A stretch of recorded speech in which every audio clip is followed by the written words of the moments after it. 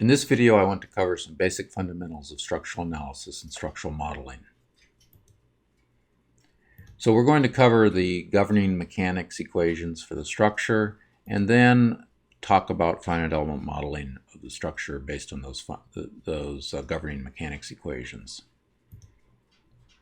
So few structures can be represented by a single displacement, as we covered in the video on the dynamics of single degree of freedom systems. So if we look at the equations governing continuous structures, we have a number of equations that we need to solve to find the equilibrium solutions. The first set of equations are called local equilibrium equations, and this equation here actually represents three equations. So let me explain the notation here, just in case you're not familiar with it. If we look here, we have sigma, which is stress. So sigma ji are the 9 components of stress. So I and j go from 1 to 3. Because of symmetry, there are only 6 independent stress components. The comma j indicates that it's the derivative with respect to x sub j. So x1, x2, or x3. When we have a repeated index, as we do here in this first term, sigma ji comma j, that means that there's summation over the repeated indices, the repeated index. So that would mean that this one term here represents sigma 1I comma 1 plus sigma 2I comma 2 plus sigma 3I comma 3. And then because we have three equations, or the I index also goes through has 3 values. That would mean I would take on value 1 for the first equation, value 2 for the second equation, value 3 for the third equation. So then F sub I is the body force in the I direction, and then that's equal to rho mass density times the acceleration in that corresponding direction. So there are 3 equations here, and basically it's just sum of the forces is equal to the mass times acceleration. Omega s just is the domain of the structure. So in addition to these equations, we have some constraints that we need to satisfy. So potentially on part of the boundary, gamma is the boundary, so gamma u is the boundary in which a displacement is specified. So I set it here, ui equal to 0, which is the typical case, although it could be some non-zero but known value. And then on other parts of the boundary, gamma sigma, that's where we've specified the traction on the surface of the structure. So T sub I is the traction, so there's 3 of these potentially, right? There's a normal traction, and then there's 2 orthogonal in-plane tractions to the surface. So on the left-hand side, that's the stress times the normal vector in j. So again, j is repeated, so that means there's a summation here. So there's 6 unknowns here, the sigma ji, plus 3 the ui's, so a total of 9 unknowns, and we have 3 equations. We also, adding to this, we have constitutive relations. Sigma ij is equal to this e ijkl epsilon kl. K and L also have the same range as I and j, so 1 to 3. So epsilon is the strain, and there's potentially 9 values of those, but because of symmetry, there's only 6 independent values. So we have another essentially 6 equations, but we've added 6 unknowns, so haven't really gotten too far with that. So we have the linear strain displacement relations. Epsilon ij is equal to 1/2 ui comma j plus uj comma I. So this relates the strain to the derivatives of the displacement. So we haven't added any new unknowns here, but we have added 6 equations to tie in the strains with the displacements. So we have a total of 15 unknowns, and we have 15 equations. 3 from the equations of local equilibrium, 6 from the constitutive relations, and 6 from the strain displacement relations. All right, so in theory, this can be solved. And altogether, this references or represents a boundary value problem. So what we do almost invariably in structural analysis is we use the finite element method to solve this boundary value problem. And what the finite element method involves is we take the domain and we discretize it into small elements. And then within each element, we assume the variation of the displacement within that element. So we don't know the magnitude of the displacement, but we know how it functionally varies within the element. So those, we use displacement interpolation functions to describe the shape of that variation. And the magnitude of the actual displacement depends on the unknown nodal displacements. So now with the finite element method, the boundary value problem in space becomes a set of algebraic equations. We haven't gotten rid of the time variation in terms of the differential equation part of it. So we end up then with a ordinary differential equation in time, but the differential equations in space have been converted into an algebraic equations. So the finite element method gives us a methodology to quantify these variables. So U is the n×1 vector of nodal displacement. So that means we have now an n degree of freedom problem, not just a single degree of freedom problem like we talked about before, but now we have n unknown nodal displacements. M sub s is the n×n mass matrix, and K sub s is the n×n stiffness matrix. P is the n×1 vector of nodal forces, and the finite element method gives us a methodology in which we can determine these matrices and vector. Damping, again, is not so easily defined, and we'll discuss that later. So now let's talk about structural modeling a little bit. So the fluid model requires an accurate geometric description of the wetted surface, but the structural model may not. So the structural model is required to provide an accurate representation of the structural behavior, typically globally.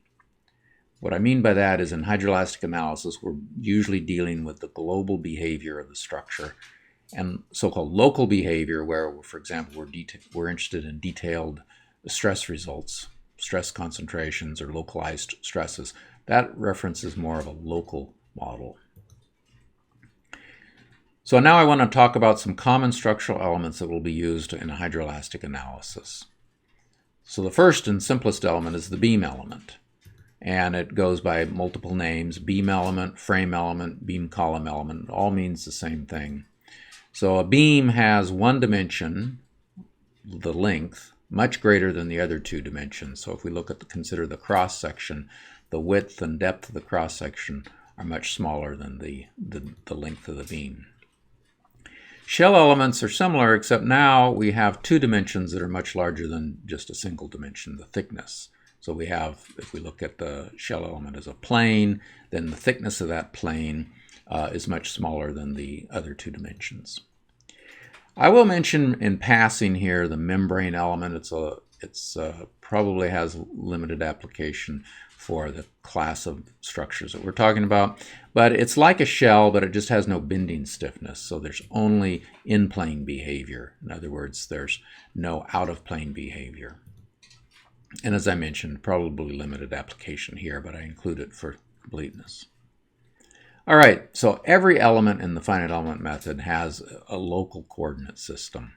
And here I show a frame element with its local coordinate system, x bar, y bar, z bar. So the bar just indicates that is the notation I use to indicate that it's a local coordinate system for that element. There are two nodes, 1 and 2, one at each end, and the x bar axis is the longitudinal axis, and the tradition is to take that starting at node 1 and in the direction of node 2. As I mentioned, there's two nodes. That means each node has 6 degrees of freedom, or that is to say, each node has 6 degrees of freedom, 3 translations and 3 rotations. And so the element itself has 6 displacement degrees of freedom. Associated with each degree of freedom is a corresponding force or moment, and so there's 12 forces, 6 at each node. Now, in addition to this, the element does need to be oriented in space. So when one is creating the model, one needs to make sure that one specifies the orientation in space. Otherwise, if you consider a rotation about the x-bar axis there, we need to understand how that cross-section is oriented in space. So I should point out that the forces are almost always reported in the local coordinate system because that's what's going to be of use from a design standpoint. So for example, it'll be reported as the axial force, the 2 transverse shears, and the 2 bending moments, typically around the z-bar, y-bar axis, and of course the torque about the x-bar axis. Moving on to shell elements, we typically have 2 options in terms of the geometry of a shell element, either a 4-node quadrilateral or a 3-node triangular element. So again, these elements have a thickness T, and the quadrilateral elements are often based on so-called flat shell formulation. So for the triangular element, any 3 nodes can be defined to be in a plane. In other words, any 3 nodes, we can pass a plane through that. So that's always flat with base just 3 nodes. Now for the 4-node element, like the quadrilateral, it's possible that not all 4 nodes lie in the same plane. So if they are not coplanar, then an equivalent coplanar element is created. One has the same issue, I should comment in passing, with the fluid model, where if one is using 4-node quadrilaterals for the fluid element, then one has the same situation there. Now, again, for the nodal variables, we have 6 degrees of freedom per node, and so the triangular element involves 18 degrees of freedom, and the quadrilateral element involves 24 degrees of freedom.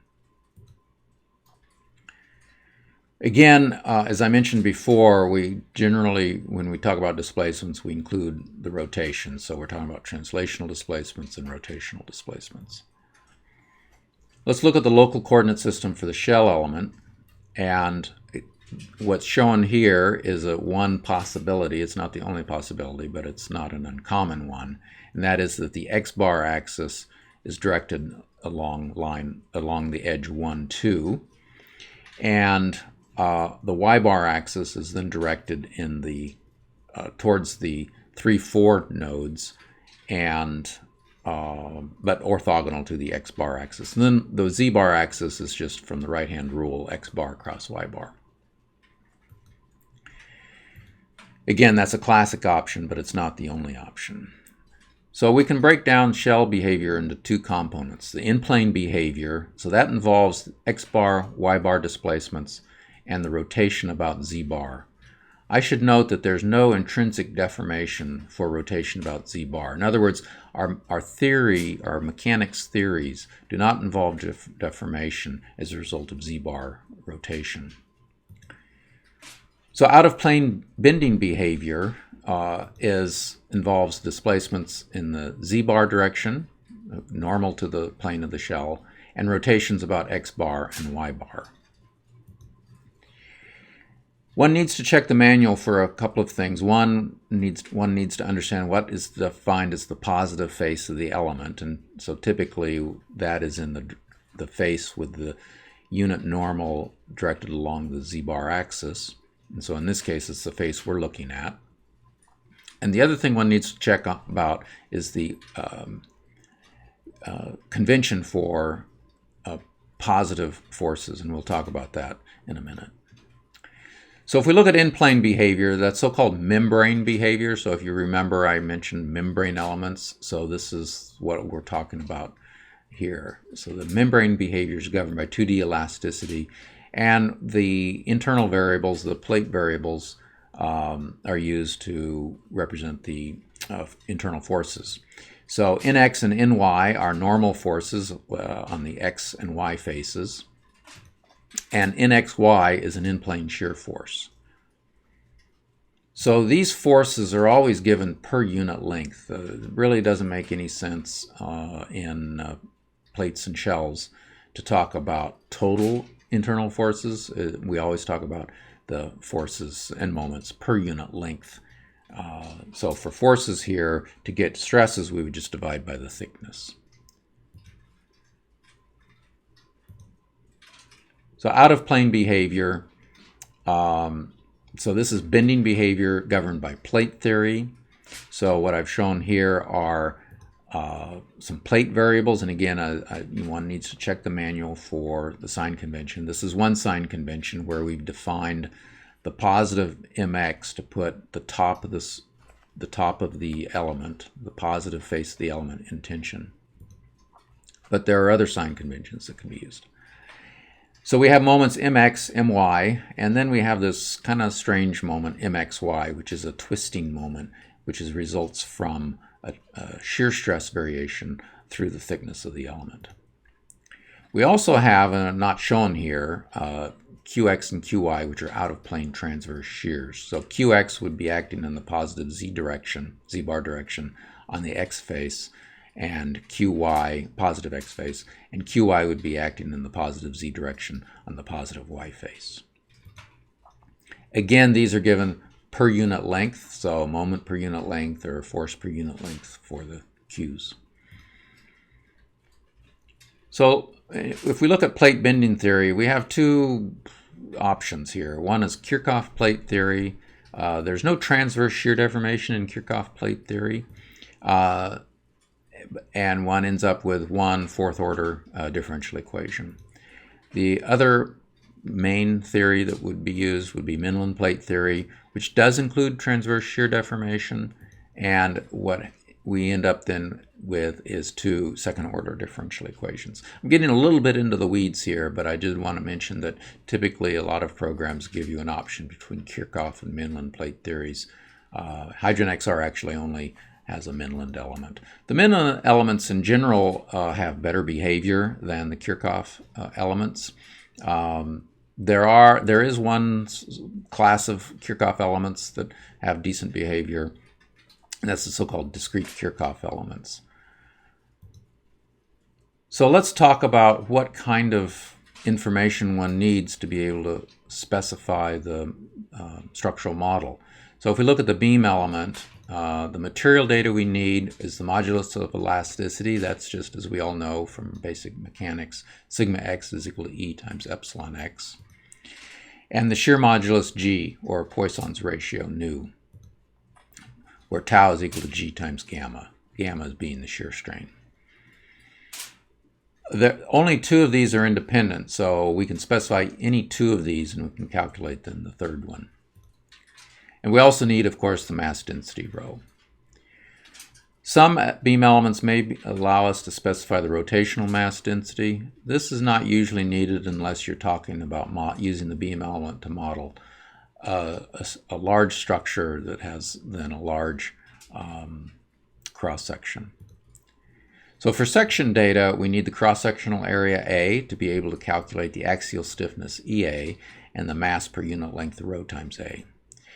We need the moments of inertia, more correctly denoted second moment of area, IY and IZ, in order to calculate the bending stiffnesses EIY and EIZ.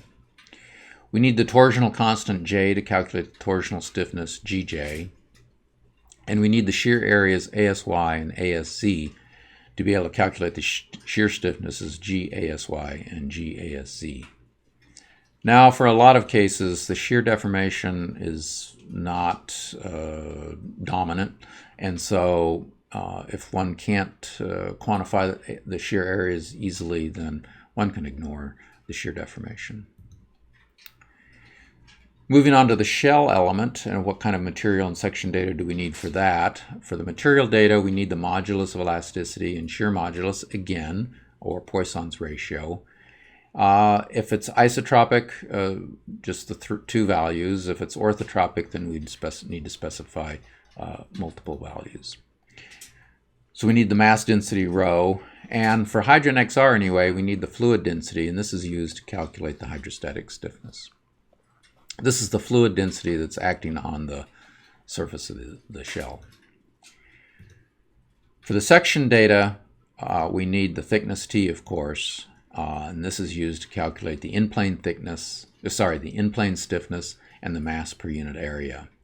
Now, some programs, including Hydroelasticity, allows you to specify an independent bending thickness, which could be different than T. Now, why do they do this?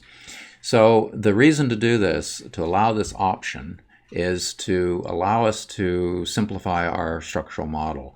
So typically, shells are reinforced with stiffeners, and this is very common, of course, in offshore structures.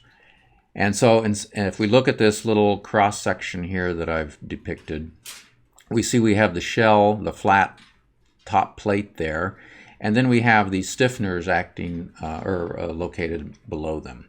And that increases the shear stiffness. The shells themselves are so thin that they typically don't have a whole lot of out-of-plane bending stiffness. So we add these stiffeners to increase the stiffness. And one option, of course, would be to explicitly model these stiffeners with, say, for example, beam elements, or we could even use vertically oriented shell elements for that. But that would mean a very detailed structural model, which we may not necessarily need. And so what we might do is then specify a bending thickness for the plate, which gives us an equivalent stiffness, and a stiffness that's equivalent to this plate with the stiffeners. And that way we don't have to model explicitly the stiffeners. It's an option. One doesn't need to use it. One could do a more explicit model. Okay, so let's talk about the structural matrices. The finite element method and all of this additional information, all these material parameters and area geometric parameters that we specify. We now have the methodology in the model to provide the structural matrices to allow us to write the multi-degree of freedom equation of motion, and I'm just repeating that again here. That's we have the mass density and the dimensions to calculate the mass stiffness, the mass matrix, and we have the modulus of elasticities, the material properties, and the section properties to be able to calculate K sub S. And the finite element method gives us the methodology to convert all of that into these matrices. So again, these are n-by-n matrices and n-by-1 vectors. And what's important to note here is that the mass and stiffness matrices are very sparse matrices, and any practical solution requires us to take advantage, to exploit the sparsity of these matrices in order to make the problem tractable. Secondly, I note that, again, damping is still not in this equation, and we're going to discuss that in the next video. So I'd like to highlight this reference here by Cook, Malkus, Plicha, and Witt. It's somewhat old, no question about it, but honestly, it's probably the best reference I've found to date for the finite element analysis of structure. So if one is interested in looking at these details in more depth, then I can recommend this text here. Now that we've established how to develop the equations governing multi-degree freedom systems, our next video will cover the dynamics of those systems.